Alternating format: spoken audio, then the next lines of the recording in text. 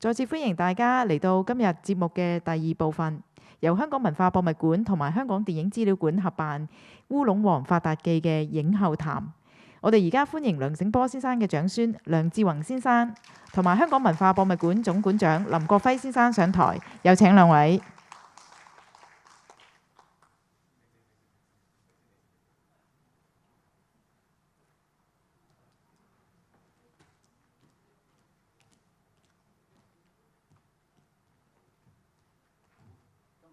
好高興啊！今日我哋好高興請到 Andrew 梁志宏先生一齊同我哋做個分享。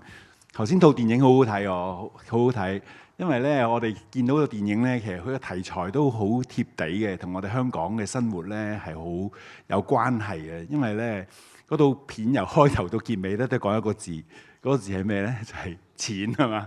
我哋為咗錢咧，香港人都係為口奔馳啦。我哋為口奔馳，所以我哋錢係好實際嘅。所以好多人咧都會為咗錢咧，佢哋要傷好多腦筋，要諗下點樣去即係做好啲咁樣。所以電影裏邊題材好多呢啲咁樣嘅題材喎。你諗下賣身契啊、半斤八兩啊、富貴逼人啊，我哋好多電影咧都係講錢點樣可以用錢去解決個生活啊，或者做好啲嘅生活。咁我哋呢個電影咧就所以成個過程裏邊咧都好香港嘅，仲有好多啲好廣東嘅口語哦，茅根竹咁樣啊，茅根竹嘅歇後語係咩啊？咁啊借水咯，係嘛？跟住嗰個阿羅艷卿又佢咁俾你一個特別嘅封號，你個封號咧就叫做三褲咁樣。三褲咧就好似搞笑咁樣啊，三褲即係好似諧音就係三同埋褲咁，佢又叫第三個褲咁樣。好多好廣東嘅一啲口語咧，令到大家覺得套戲咧好有即係親切感啊！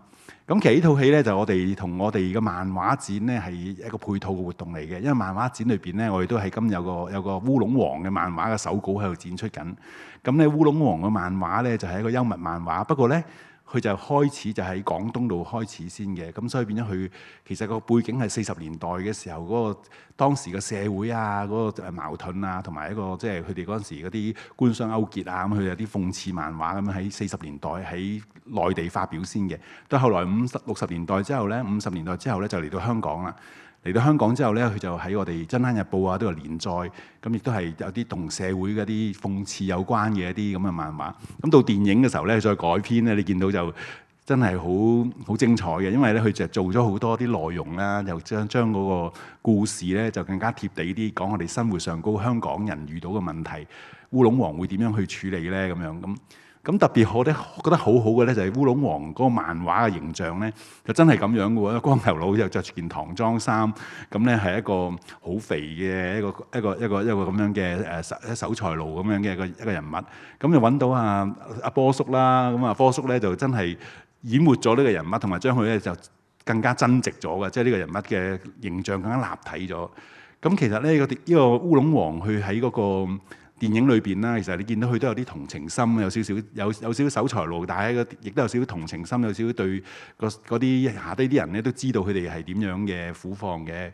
咁其實阿波叔本身咧，我都知道其實佢個經歷啦，其實都好多嘅，所以對個社會嘅觸覺咧都有好多嘅認識。咁所以變咗咧，其實阿波叔本身佢喺掌握好多唔同嘅角色啊，就算用守財奴又好啊，其他嘅啲大角啦，即係個可能反面啲嘅角色又好，或者其他啲小人物嘅角色好咧，佢都做得好好。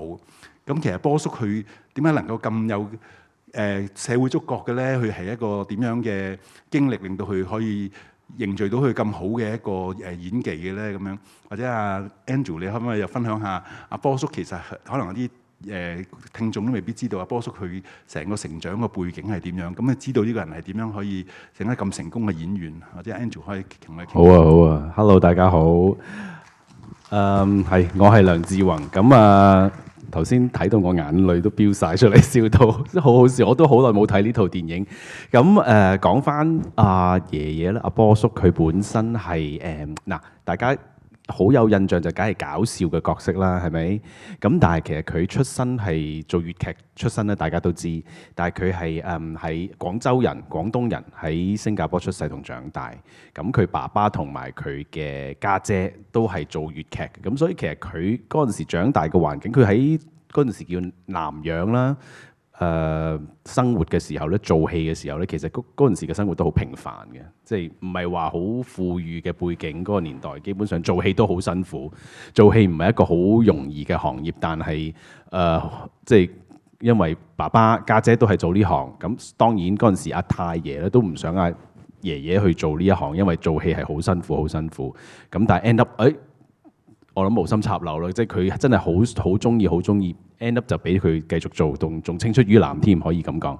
咁所以其實我諗頭先阿館長講到話，波叔喺即係人生經歷入邊係經歷咗好多，即係由喺南洋由一個佢10零歲開始踏舞台做文武生起家，跟住之後其實佢係喺南洋喺東南亞係出名做文武生4大天王嘅時候。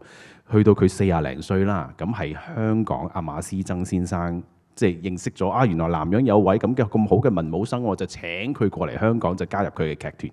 跟住後邊40幾年打後嗰啲呢，咁就大家認識嘅佢啦，就由文武生，跟住中間有戰亂打仗咁舉家咁嗰陣時大家都認識可能有喺電影見過嘅我嘅姑媽阿文蘭啦。亦都有阿順嫂啦，呢2位都係當年已經出咗世啦，小朋友咁戰亂要逃亡啦，翻去有去過澳門，上咗廣州咁樣兜翻個圈，到3年零8個月之後，香港即係宣布和平，再翻嚟香港，先再後邊嘅發展，繼續做大戲，開始有呢啲電影。其實呢個電影1960年啦，頭先啱啱同事都講，哇數一數手指都60幾年噶咯喎，呢套電影65年喎，但係。講下65年前你睇佢哋嘅造型啊，淨係睇呢張相啊，有着唐裝，有着西裝，戴黑超，有着旗袍。其實個文化係好豐富嘅，呢個好獨有香港嘅一個文化嚟嘅，所以我覺得哇好難得啊！而家睇翻都覺得，咦，都型型地喎，打13張喎，即係60幾年嘅時候，即係好潮啊！其實成件事咁所以因為頭先講翻佢啦，爺爺咁嘅經歷，咁嘅長大嘅環境，佢嘅 upbringing 係咁樣，所以佢可能係因為咁嘅經歷啦，即係經歷好多好多，比起我哋常人經歷好多，所以佢喺唔同嘅電影入邊做唔同嘅角色，都可以呈現到相對嘅嘅背景出嚟，可以演得好活生生咁演到出嚟。咁所以我覺得都好精彩，即係有笑有喊，有好知道人情世故，雖則係守財奴，但係佢都好知道民間疾苦，都好有同情心，係咪？咁所以其實每套同埋我成日都睇以前啲粵語長片啦，其實每套電影咧，無論中間發生個古仔係點咧？其實最終都係一個好有教育性嘅、好有教育意義嘅，臨尾都係 happy ending 嘅。咁希望教到大家邊啲係好人，邊啲係壞人。大家一定要做好事，就算壞人都改邪歸正。其實粵語長片係好好睇，嗰陣時係教育到好多人。咁我覺得得閒又可以繼續睇下，得閒再有機會呢度再播嘅時候，再嚟支持下，帶多啲唔同嘅屋企人或者朋友嚟睇。我覺得呢個好好啊。係啊，啲粵語長片咧好好睇嘅。我都知道波叔咧，其實佢都喺佢個演藝生涯成長嘅過程裏邊咧，其實都遇到啲困難。譬如頭先講到話，即係戰亂啦。其實因為佢好後生，可能擔起頭家啦。因為佢有啲好細嘅細路仔，又要跟住佢，啱又打仗，又要逃難，又要去到即係後方咁樣。咁佢都帶住啲細路仔一齊咁走難啦。所以變咗佢喺嗰個生活經歷裏邊咧，40年代嗰度時期講咧，其實佢係一個好即係其實都好有經歷嘅人嚟嘅，即係同我哋呢一代成長喺和平年代嗰班人嚟講咧，佢見到嘅嘢同我哋係完全唔同嘅。咁所以變咗佢個社會觸覺，我自己覺得佢可能喺嗰度嘅，佢都會有更加多嘅嘢去認識到啦。另一樣嘢就係佢亦都會經歷過一個身份嘅轉型嘅問題，因為佢係武生啊，正啱 Andrew 講到佢後生嘅時候係一個小武生嚟㗎，武生係打即係喺個舞台上高係比較叫做搶鏡啲喺做青靚白淨嗱，文就係攞住本書讀嗰啲文生啦嚇，做靚仔而家小生啦。武就係打功夫喺台上面打關鬥，所以頭先咧有一幕武松打虎咧，你見到第一幕行出嚟，佢老虎遞起佢隻腳45度嘅咧，你見佢個身形咁龐大，但係佢啲筋骨都好靈活嘅喎，唔好睇小佢，因為佢就係因為文武生嘅底子 ，even though 佢40零歲後邊發福，所以其實逼咗佢咧要轉型本身由文武生其實好難嘅，同埋唔好話體能上，其實心態上都好辛苦。其實你想像一個青靚白淨做開靚仔角色嘅人，突然之間要去搞笑喎，係咪？其實係好難嘅，對呢個人嚟講，個心理上、生理上各樣嘢係好難，但係佢亦都好成功咯，終於做到。咁所以其實你睇佢頭先嗰下，其實佢就算佢身體肥胖咗，但係佢本身個筋骨嗰陣時，佢朝早都照起身嗌聲啦，因為粵劇人要嗌聲啦，跟住拉筋啦，各樣嘢佢做足晒嘅。所以佢 even 有咁上下身形，但係佢後尾呢，如果大家有留意粵劇嘅呢，佢最後上台表演嗰個係《刁蠻公主昂駙馬》，好似七七年，咁佢做翻文武生做駙馬嗰個角色，佢好開心啦，因為好耐冇做呢啲靚仔角色。佢係即係如果上網抄翻嗰條片，睇到佢啲功架咧，依然係一個好睇嘅文武生功架咯，因為佢係有咁嘅背景，係啊。所以我好同意，即係阿波叔頭先佢講嘅經歷咧，佢喺一個大時代裏邊40年代經歷咁多嘢。另一方面，個人生佢喺個戲行裏邊咧都要經過轉型，即係話佢真係由文武生去變咗做一個即係要做丑生，要點適應一樣嘢，繼續佢嘅演藝生涯。所以佢對好多嘢嚟講咧，我覺得佢個吸納嘅程度都可以係好廣闊，同埋都好肯去試好多嘢，令到自己去即係做得更加好咯。即係去你頭先講到話好想試嗰樣嘢咧，其實佢去到佢個人喺呢度啊，基本上佢每一個年代嘅佢咧，都好想自己與時並進。即係就算去到你大家都知啦，佢粵劇出身啦，啱啱講咗，跟住變電影啦。電影之後其實後期1967年先有 TVB 開台，即係呢套戲出現嘅時候 TVB 都未有電視呢個媒體，佢都願意去行去一個 new media 嗰度。但係嗰陣時佢已經60幾歲㗎咯喎，即係一個60幾歲嘅人，仲要係咁出名大老倌，咁成功做粵劇，全世界華人都識佢嘅時候，佢仲願意去行多一步，接受新事物。你問我都覺得，咦，好犀利啊！其實個心態肯轉型，同埋尤其是佢由文武生角色轉型做搞笑角色，佢除咗話淨係睇本土咧，當然本土有其他嘅行界嘅人啦，但係其實佢會睇好多西片咯。如果有聽過，其實佢好中意睇去戲院啊，約埋我爸爸、約埋我姑媽咁樣一齊晏晝場佢唔使翻工嘅時候，咁睇查理卓別靈啊、萊魯與哈迪呢啲外國嘅電影搞笑嘅人物外國人鬼佬點樣做嘅呢？所以好多時大家會聽到前輩講佢做粵劇，就算佢做丑生搞笑嘅角色嘅時候，有啲元素冇嘅喎，好獨特喎。點解咁獨特？就係佢消化咗外國嘅元素，外國人做戲嘅元素、搞笑嘅元素擺落粵劇度。咁呢個就真係好，我可以咁講為係世界獨特㗎啦，世界唯一一個人係做到呢樣嘢，因為佢係攞咗唔同嘅元素去擺落自己去到演繹嘅。所以其實好似你話齋館長話齋波叔除咗話人生閲歷之外，其實後期佢自己吸收嘅養分，佢點樣去消化，再做翻出嚟，就係佢自己後期嘅做法咯。即係佢嘅天分咯，可以咁講。咁我睇翻佢以前啲作品都好難得，有時有啲都喺網上都有機會睇到某啲片段，咁都係真係幾獨特嘅，好獨特嘅。即係呢個就因為佢咁嘅背景咯，係啊。咁我哋睇一套片裏邊見到波叔就好搞笑啦，其實佢都好多有啲爆肚啊，有好多好得意嘅一啲歇後語啊，講好多呢啲野笑嘅動態咁。咁但係喺你心目中，其實或者你屋企人喺度傾波叔佢以前喺屋企嘅情況嘅時候，佢係一個你嘅印象嘅波叔係點樣嘅咧？其實佢戲裏戲外都係一個好搞笑嘅人嚟嘅，呢個係佢嚟嘅，同埋佢好慈祥，佢對屋企人，無論我爸爸嗰代啦，去到當然我做孫，佢食到我窿啦，咁對屋企人係好好嘅。每一個你問阿順嫂又好，文蘭又好，我老豆又好，各樣嘢，啲女咧就話老豆好錫佢哋嘅，咁俾佢哋自由發揮。當然例如阿順嫂、文蘭、even 梁寶珠嗰陣時，梁寶珠同陳寶珠係一齊幾歲大上台做，有個叫孖寶劇團做粵劇出身嘅。咁所以其實基本上女就俾拍戲，跟住仔咧佢就覺得唔好入戲行啊，做啲專業啦，所以佢就 send 咗我爸爸去英國讀醫，即係喺香港讀到中4度啦，跟住 send 咗佢去英國讀醫，做啲專業嘅人士嘅職業。咁咁其實從每一位佢仔女入邊都話阿爺爺阿波叔就一個好錫佢咧，個個都話好錫佢。咁同埋我諗頭先講到咧，有講笑咁講，其實怕老婆啊嘛，佢啲角色。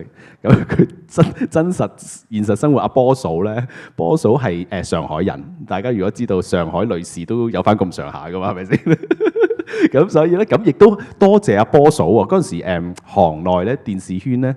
甚至電影圈咧嗰陣時，因為嫲嫲係佢嘅 manager，佢嘅經理人啊，幫佢安排晒一日啊拍幾多套戲，邊套戲幾多點完，咁就要拉佢走去第二個片場去拍第二套啦咁樣。咁佢個花名叫沙展啊，即係嚟到聽到高踭鞋聲就知沙展要嚟攞人啦，要帶阿波叔走去拍第二套戲。咁變咗亦都應該咁講，嫲嫲亦都係佢嘅賢內助啦，幫佢安排所有一切，變咗佢唔使諗啊，唔使擔心，佢集中去表演，做佢嘅電影，做佢嘅電視，做佢嘅舞台。咁冇話怕唔怕老婆嘅，不過其實係因為大家互相尊重，我覺得咁亦都令到佢可以喺佢嘅事業上得以發揮啦。所以亦都係有少少啦，有少少頭先嘅角色亦都係佢真人真實現實生活有嘅梁醒波啦，係啊。我理解阿波叔咧，就佢係靈影視三棲啦。後來即係電視出現咗之後，係靈影三棲。未有電視之前咧，都係靈影雙棲嘅一個靈人嚟嘅。即係意思話佢其實都係好受歡迎嘅一個粵劇演員，所以好多時要演粵劇啦。咁有時又要拍電影啦。我哋知道嗰個年代拍電影好多時係咪收音嘅問題咧？好多時電影都係夜晚拍嘅，因為夜晚拍喺個片場度啦，可能收音會好啲啦，就唔會咁多雜音啦咁樣。所以其實諗到佢嗰個年代咧，其實波叔嘅工作都好忙嘅，即係工時可能好長啊，佢亦不斷要去演出咁樣。咁我想知道其實佢喺屋企裏邊咧，譬如佢對細路仔，因為我都知道波叔佢係一個好亦都好嚴謹嘅人嚟喎。你頭先講到話佢係一個和藹可親，但係我哋睇一啲伶人講翻同阿波叔喺舞台合作嘅時候咧，波叔如果有人做錯咗一啲動態啊，或者唱錯曲詞走錯位啊，或者有時佢哋做錯咗某啲呢啲咁樣嘅舞台嘅一啲架式啊，佢都會話佢嘅，直情喺台上面鬧添啊，爆晒粗。不過大家聽唔到，因為嗰個年代做粵劇係冇咪噶嘛，即係最多一條咪掉落嚟咁樣。咁所以咧，第一我好想講話我以前冇即係細個聽嫲嫲講喺利舞台咧，喺舞台上邊咁喺門口，佢企喺門口都聽到阿爺把聲嘅，即係嗰陣時就係真係靠嗰個人嘅丹田去發聲，同埋當然個建築物嘅 acoustic 啦，去令到成場聽到佢嘅演出啦。咁但係喺台上面係啦，有好多 incident 啲前輩，而家我嘅前輩，但係波叔嘅後輩咧，講翻俾我聽，哇！嗰次行錯嗰個位撞到佢，哇！爆晒粗喺後邊鬧我，即刻鬧爆，因為其實要即刻話俾啲其實佢係教啲後生仔，喂，你行錯路喎，又整到我喎，咁即刻鬧咯，擰轉背。但係大家觀眾係聽唔到，因為冇個咪喺呢度收唔到音，所以即刻鬧。咁而令到嗰位演員知道以後唔好錯，其實係一種係要咁樣做嘅。我覺得係一個好好嘅教學方法啦。咁絕對係嚴謹嘅，因為始終你舞台冇得改噶啦嘛，冇得剪接噶嘛，係 live show 嚟噶嘛。咁所以佢呢種做法係好似頭先阿館長話齋，就係其實佢好嚴嘅喺舞台上面，因為畢竟佢亦都咁有經驗嘅一位前輩。佢細個都當然俾人鬧過啦。咁但係佢去到咁上下，佢亦都係好想將粵劇傳落去俾下一代，希望下一代都可以做到有佢哋嗰啲質素，希望承接到佢哋。因為其實尤其是佢做過幾屆嘅八和會館主席咧，由以前英國殖民地年代，其實粵劇呢樣嘢係好難去傳落去嘅，唔好話當年而家都係啦，更加咁。但係佢身為主席，佢亦都身為業界嘅其中一個好叫做知名嘅人士咧，佢好希望呢個文化可以傳承咗落去嘅時候，佢做好多嘢啊！即係除咗頭先講話喺戲台上邊對啲後輩點樣做，有時你見佢拍，其實佢全一生人拍電影拍咗大概450套左右啦。其實唔係套套佢做主角嘅，唔係套套咁樣做主角嘅，即係好多佢就算做配角都好，佢都願意去做。就因為其實好多佢係好想幫助啲後輩可以有機會出到名，因為始終我諗佢呢個想法係幾大方啊，好有大愛啊。某程度上，即係佢以前輩嘅身份，希望真係有下一代去接到佢嘅班，咁亦都可以幫到下一代新嘅演員可以有機會令到觀眾都認識佢哋，可以發揮得到。咁同樣地，除咗電影，其實粵劇一樣，即係無論係啲配角角色，佢都照幫手，希望可以有啲新人可以上到位接承到佢嘅角色去做，咁呢個想法係好難得咯，我覺得。同埋呢樣嘢係都，我諗無論唔係做，就算唔係做演藝界嘅，我哋做任何行業都其實係應該同樣地咁樣做。所以呢個精神，我覺得我又被啟發到，好值得學習啊！呢樣嘢係啊。所以我哋睇波叔嘅演出咧，睇舞台上高或者喺個電影裏邊見到佢咧，都好專業啦。頭先講話佢好能夠好搶戲啦，同埋都有個好一個令到大家覺得好好睇嘅啲好有氣味嘅一個演員啦。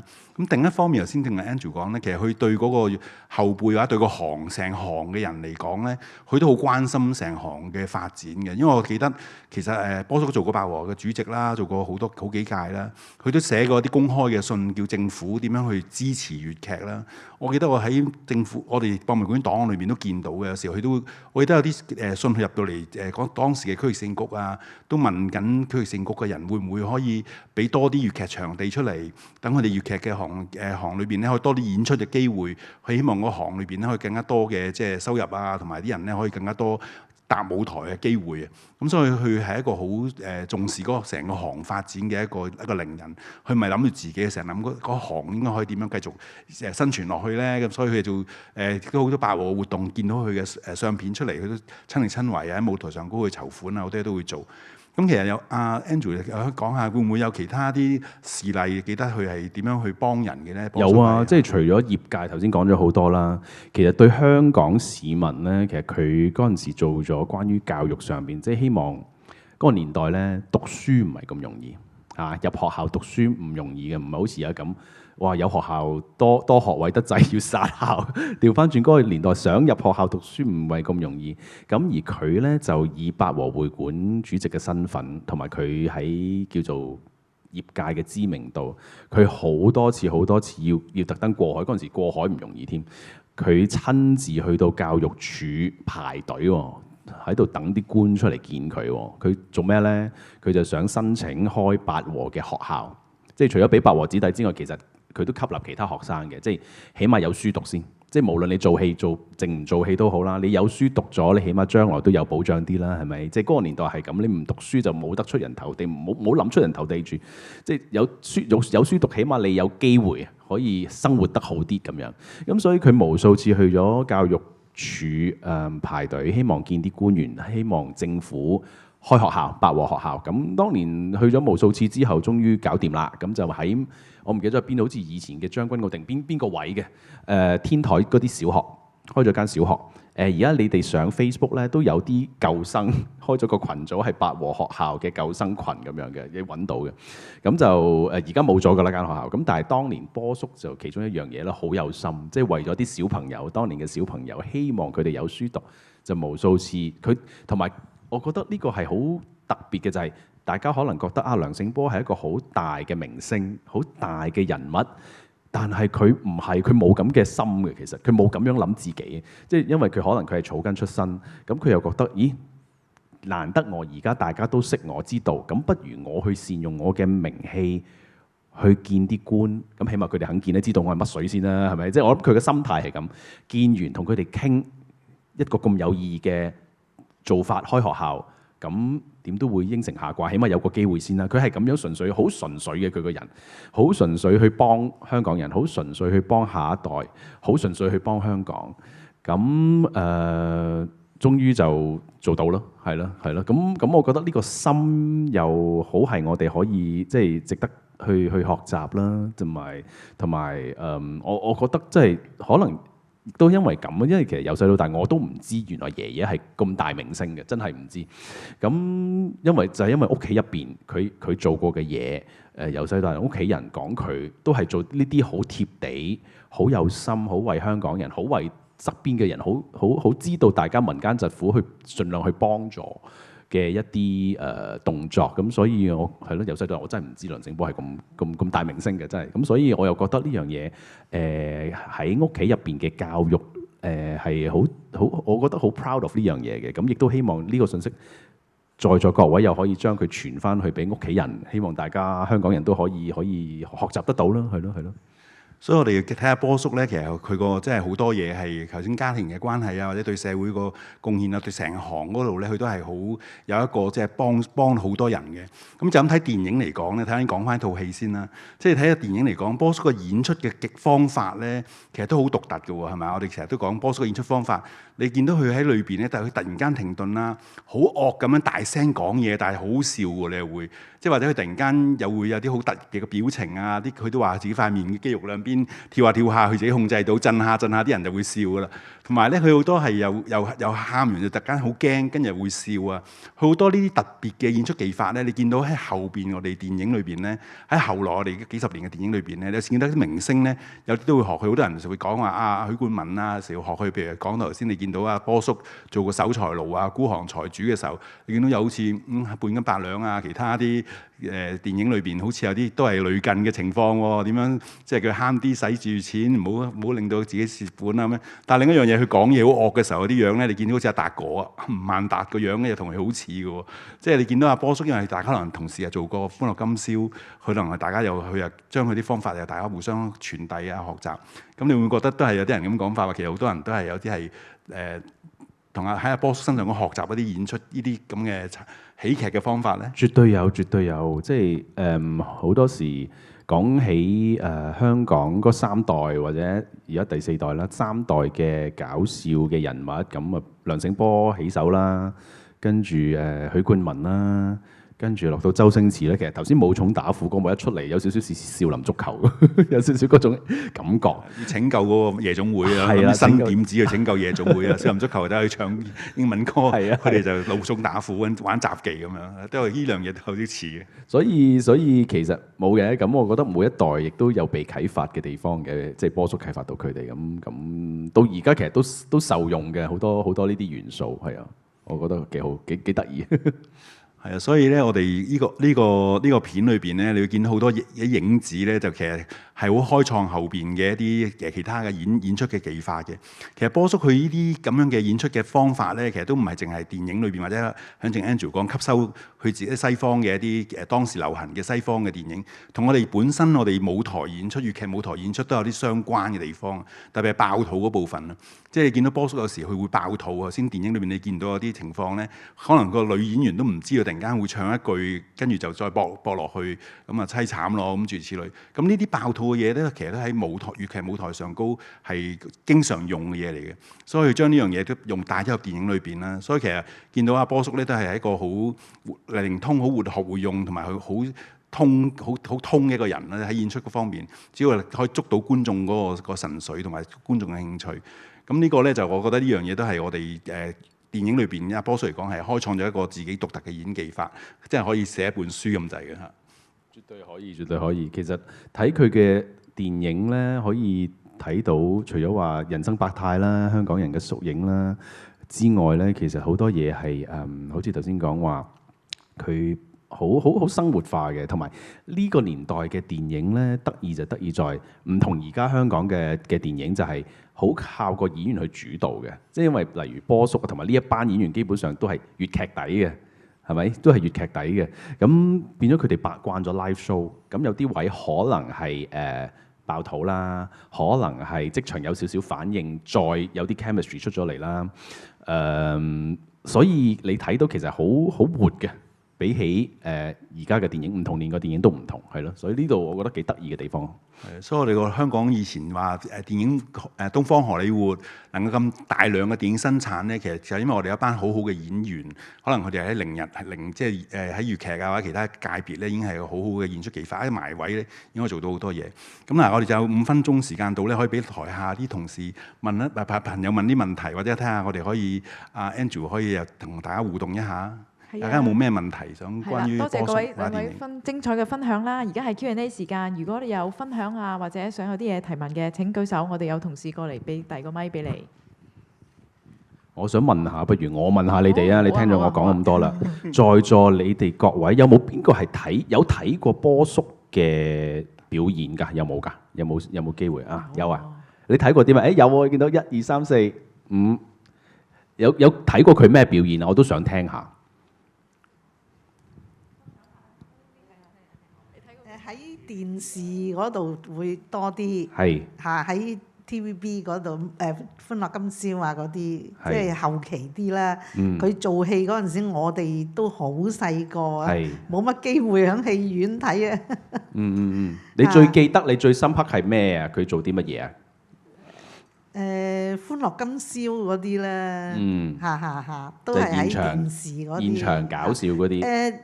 佢拍戲嗰啲喺戲院睇都有嘅，不過太耐真係唔記得。明白。係啊明白。有冇邊位？後邊咧係後邊嗰位，後邊嗰兩位。哦，好呢邊先。睇《紫釵記》嗰個黃三黑啊！係你係睇現場定係睇電影啊？睇電影啊！嗰時邊有錢睇現場啊？冇錢睇現場啊！嗰時係黃三黑啊！你識貨喎，真係。黃三黑有咩特別啊？講多兩句先啦，我又想聽下你。佢嗰啲即係古時候嗰啲，即係話嗰啲叫做咩？比較即係叫正氣啊嗰啲咁嘅嘢咯，即係演繹嗰啲嘢出嚟咯。中間分即係忠同埋奸臣嘅分別咯。係抱打不平啊嘛，係啊，好好嘅。佢一出場嗰下嗰個功架好犀利，所以下次如果有機會將來我哋再做電影有機會播《紫釵記》咧，大家要留意啊！佢出場嗰幕黃三下，後邊後邊。我比較幸運啲嘅，我應該係70幾年咧，我讀小學啊，咁樣咧就我媽媽嗰陣時就叫即係經濟能力許可到啦。我睇到應該係最後嗰幾屆嘅其中一屆先鳳鳴，咁啊波叔同阿飲姐啊、仙姐啊咁啲，好難得喎，先做帝鳳鳴女花，喎，係啊，做帝女花喺油麻地。咁我咧就其實坐得好後睇唔到㗎，但係我咧就去洗手間出嚟嗰時咧就啱啱係啱遇啊，唔係相迎，應該係相迎咧。咁啊波叔啊就同阿飲姐做對手戲嘅。咁嗰個因為我喺洗手間出嚟啊嘛，咁啊見到阿波叔咧，其實我嗰時有少少心酸嘅，因為佢咧個型咧個台型仲好靚，但係睇真啲個面色咧係即係唔係好似後生咁樣係灰灰地嘅，但係佢兩個啲即係。嗰啲對答啊，啲默契咧，而家好難揾到咯。咁樣咧就另外我即係對阿波叔最深印象就係咩咧？就係睇電影嘅，又係睇包公審烏盤。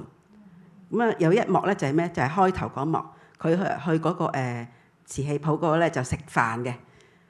我覺得佢真係好叻㗎，佢淨係一對筷子夾隻雞喺個口咁樣食嘅啫，食得好斯文嘅。佢可以食。即係個嘴唔會露齒，唔會剩嘅，但係佢可以食下雞骨都攞到出嚟，好味道咁嘅樣。我真係好記得佢嗰套戲咯。咁另外咧就係到話佢阿靚次伯審佢啊，佢唔肯出嚟，但係佢冇衫着，好肉酸。咁啊靚次伯就除咗自己件衫冚落去，咁佢出嚟嗰個樣咧好凄涼。即係呢啲咧，即係我覺得而家好少有啲明星係即係咁多方面又做得咁細緻。咁樣咯，係多謝你，即係佢要做大俠又得，佢要做乞衣又得，係咪啊？所以都好難得嘅，其實係嗰個年代有啲咁嘅演員。另外前面係咪仲有一位頭先想有舉手？係戴口罩嗰位。大家好，我就我細個嗰陣時就喺戲棚後台嗰度見到佢化妝，咁我就嗌聲佢波叔。嗰陣時佢可能上緊嗰啲叫大花面嗰啲妝咧，就好應該都係黃生客㗎。咁佢冇應我，但係佢望咗一望，咁笑一笑，咁就令我難忘咯。因為我真係行過去嗌聲佢嘅，咁好榮幸啊！仲真係見到佢一次咁多啫。好好啊！係啊，咁令我好難忘。佢而家有印象喺度化緊妝。點解你會去到後台嘅？你本身屋企人都係做呢行嘅。我姐姐嗰陣時戲棚咧，你識唔識咩叫戲棚？知。係啊，戲棚啦，嗰啲神功戲啊，可以入後台俾我哋睇噶嘛。係。咁我姐姐自己好中意睇佢哋嘅，就拖咗我上去。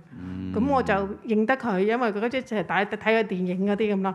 咁我咪嗌聲佢咯。咁佢上緊妝嗰陣時，佢都望一望我咯。咁嗰時個印象係好深刻。嗰時我都有啲驚㗎，因為佢化到塊面，嚇親啊嘛。係啊，化到塊面咁嗰陣時，但係佢望一望我，可能知道我 scan 嗰陣時，咁佢望我笑一笑，咁我就冇睬我啦。明白。就比較難忘咯，佢真係個人。雖然佢冇聽唔到一句説話，但係佢會唱戲咧，都令我好深刻啊！多謝各位。你記唔記得佢係做咩戲啊？當日應該係紫釵記，紫釵記係嘛？係都係紫釵記。啊，係啊。即係你咪即係中間佢嗰陣時轉裝做黃三白嗰唔係嗰陣時。佢係開場㗎，哦佢仲係着緊嗰啲內衣嗰啲咁嘅。哦。係啊，開場嗰陣時咯，佢預備緊開始化妝嗰陣時，係啊，嗰時見佢已經係紮晒頭㗎啦，開始上妝㗎啦。係啊，嗰陣佢冇睬我㗎，佢唔出聲嘅。可能係佢可能唔係規矩佢集中精神緊，準備緊。佢可能開緊面啩，佢所啲但係佢有同咪叫開面同你有四目交投嘅。望咗我對望大家對望咗眼咯。哇！好可能佢難見我細個得啊，啊，好難得啊。點解會擒咗上去個戲棚嗰度望佢哋啲演員咧？嗰個唔識㗎嘛，即係家姐話去邊咪跟住佢去邊咯。但係我又喺電視機認得佢啊嘛，咪嗌聲佢咯。係。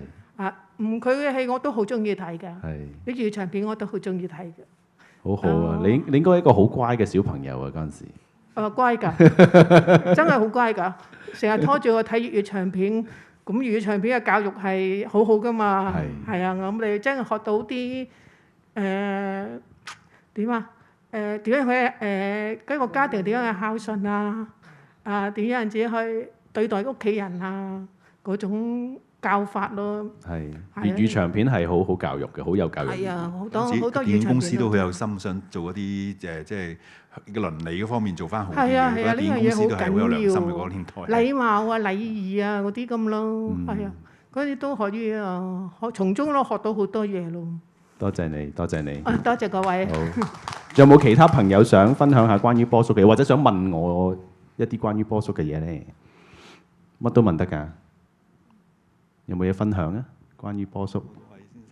係後邊嗰位先生係。我只係問一個問題啊，點解你咁後生嘅？我都就嚟50歲㗎啦，不過因為我阿媽做護膚品，佢坐咗喺中間，佢喺度。咁可能因為咁啦，唔係其實心態嘅，其實心態遺傳嘅。咁啊，波叔咁鬼開心，係咪？你做人心態開朗啲，咁啊自然個人就開朗啲啊，個人就健康啲、後生啲啦。係啊。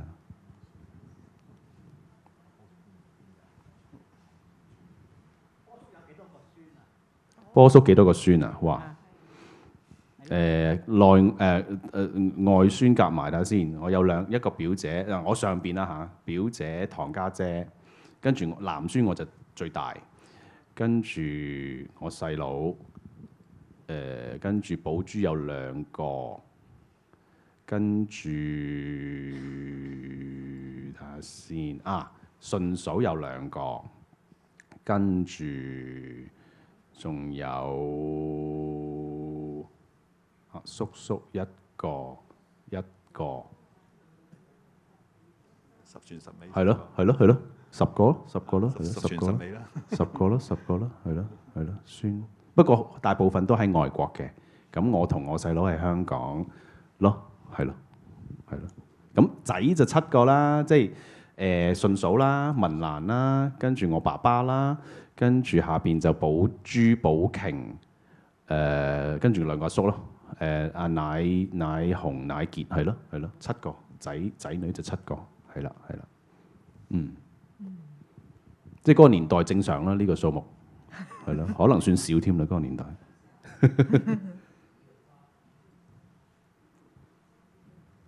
咦，我哋仲有提問，係啊。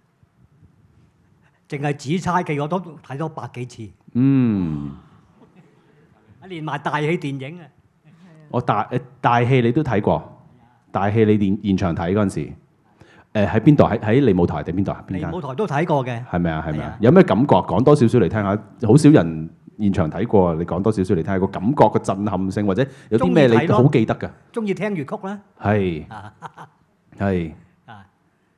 梁醒波啊、靚次伯嗰啲我就好欣賞嘅都。係。真係嘅。有冇佢嗰啲黑膠碟啊？有冇紫釵記嗰隻黑膠碟啊？嗰隻碟都 OK 好聽嘅喎，我屋企有。即係如果聽翻黑膠紫釵記都好震撼喎，係啊。逢係睇大戲都係睇紫釵記嘅啫。係呢套戲係幾得意嘅，尤其是波叔係有2個角色，係咪前後？跟住同埋其實嗰個年代咁四大名劇啊嘛之一啊嘛，咁嗰四大名劇其實基本上就係唐滌生先生叫做度身訂造俾任白波佢哋去做嘅，每個角色都係因應佢哋嘅特徵去做出嚟嘅，所以係特別好睇嘅，係啊，係啊，冇錯。好，咁樣如果冇其他問題嘅話呢，我哋今日嘅時間都去到呢度啦。咁我哋再次多謝兩位同我哋嘅分享，係啦。咁現場觀眾咧可以掃描我哋熒幕上有一個 QR code， 係咁咧就可以同我哋填寫翻啲問卷啦，話俾我哋知你對今次節目嘅睇法啦，同埋以後想睇啲咩節目嘅。咁另外一個節目預告，咁喺下個禮拜六12月20號下晝3點鐘咧，我哋亦都會有電影嘅放映嘅，就係《麥兜故事》。有興趣嘅話咧，就係記住 mark 低日子，到時嚟到睇我哋嘅電影啦。咁請大家都follow 我哋嘅 YouTube 啦、Instagram 同埋 website， 留意我哋嘅節目嘅動向。好。出年3月咧，我哋粵劇館裏邊咧都會有個有個明寧閣嗰邊咧都會有展出阿波叔嗰啲衣服啊，同埋佢嘅故事。咁出年3月到後年嘅大概5月，大概為期2年啦。即係好彩，我哋頭先我哋睇電影之前啊，館長同我開咗個會，話其實啲同事好好啊，揾到一啲館內邊有關於波叔嘅展品，佢啲戲服啊，佢啲唔同嘅物件啊，咁所以籌組咗一個角落頭一個區域啦，就喺粵劇館入邊，咁就明年3月開始就展出嚟。咁但係中間呢，我頭先都同館長傾，都為期2年啊嘛，可能中間我哋再揾到啲唔同嘅展品，可能會換下啲新嘢，同埋個節目內容可能又揀一啲波叔嘅電影，同大家一齊欣賞下，大家又再可以同大家傾下偈，多啲互動。因為2028呢，就係因為波叔係1908出世嘅，所以8字尾2028就係佢120歲誕辰。咁希望都唔使等到120歲誕辰啦，中間啦2026開始，我哋都播多啲片俾大家嚟睇下波叔啦。係啦，喺紫釵記我都好想睇啊，真係嘅。喺熒幕有電影資料館有。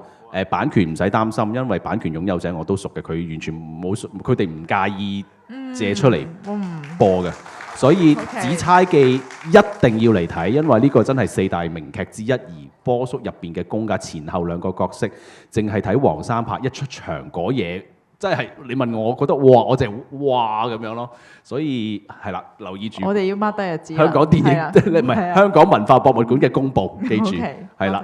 好嘛，多謝大家，多謝大家今日嚟到，多謝。好，最後提醒大家，今日博物館嘅開放時間去到7點，歡迎大家繼續參觀我哋唔同嘅展廳，多謝大家。Thank you，thank you，thank you。咁講啊。